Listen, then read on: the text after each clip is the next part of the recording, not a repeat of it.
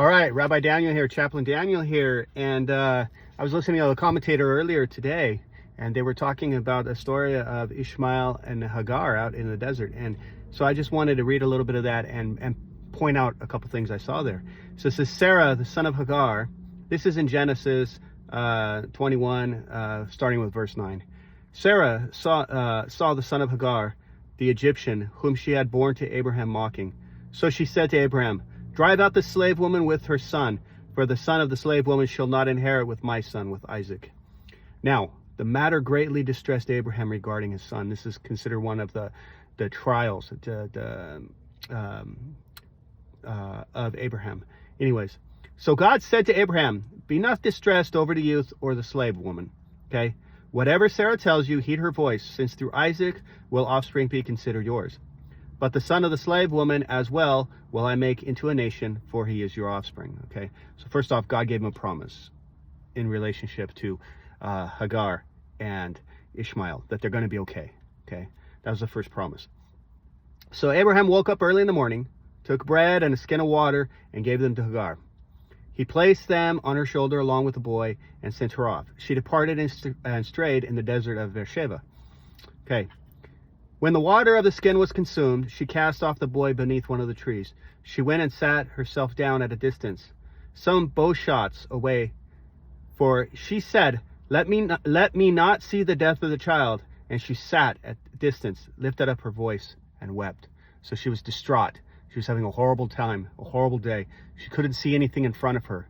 Her what I like to call, what scientists call the reticular activating system was not activated, and she could not see anything around her, even though she had a promise from God. I mean, God told Abraham, I'm sure Abraham probably told her, don't worry, it'll be all okay.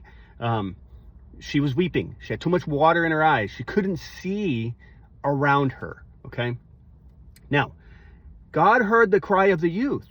So the youth was out there. So Ishmael was out there, and he was speaking to God. And the angel of God called to Hagar from heaven and said to her, what troubles you, Hagar? Fear not, for God has heeded the cry of the youth in his present state. It doesn't say that he listened to Hagar, okay? It doesn't say that God heard Hagar. It's very interesting. It says God heard the voice of the youth. She was blinded. Her reticular activating system was not operational. She could not see the opportunities around her. She could not see anything around her. But the youth was praying to God, crying to God, and God heard the youth's cry here, okay? And so the angel tells her, arise, lift up the youth, and grasp your hand upon him, for I will make a great nation of him. Important thing to always remember that one too. Okay, then God opened her eyes, and she perceived a well of water.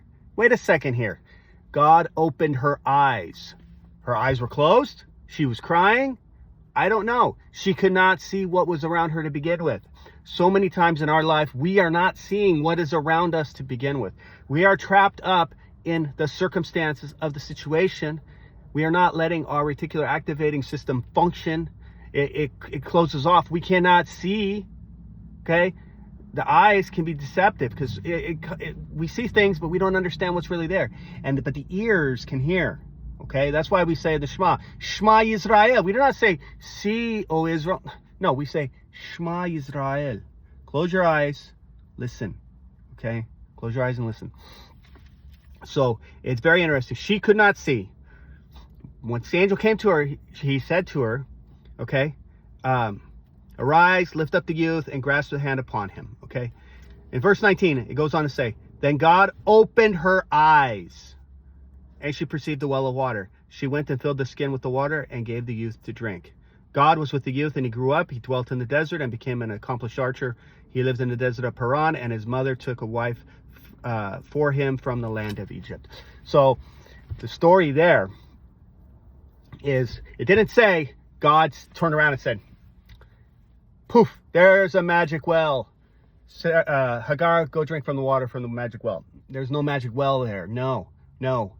The well was already there. She couldn't see it because she was blinded by other things, the other circumstances. Okay, it wasn't until the angel came and said, hey, open the eyes, And now you can see. And right there is a well in front of her. All our solutions to our life's problems. All our solutions are here. All we have to do is take moments. Maybe close your eyes. Don't get the sensory input. Clear everything in your body. All the negativity, all the negative thoughts, all the things that stand against you, all the things that try to destroy you, all the things that try to get in your way. Okay? Clear them out. Okay? Then open your eyes. Pray for anything, pray that God opens your eyes.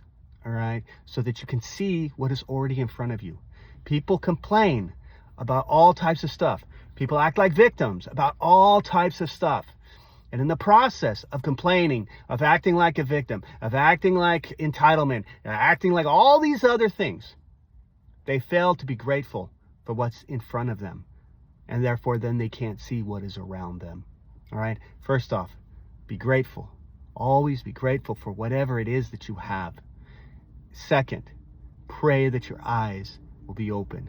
And the solution is right in front of you. It's always right in front of you. Okay? The solution. Open the eyes. Don't let them fill up with tears and tears and tears and say, woe is me. God doesn't love me. No, forget all that. God loves you. He breathed life into you. That's why you even exist. That's why you have a breath. You're connected with God already. He loves you that much. He allows you to breathe and, you're here. Okay? So thank him for that first. And then thank him. Go through your list and start thanking God for anything and everything. When you're done with that, go through your list of people and start thanking them for all the things they do in your life. This is called gratitude. That'll help you open your eyes, help you open up your reticular activating system. And then when that's open up, the solutions are all there. All right?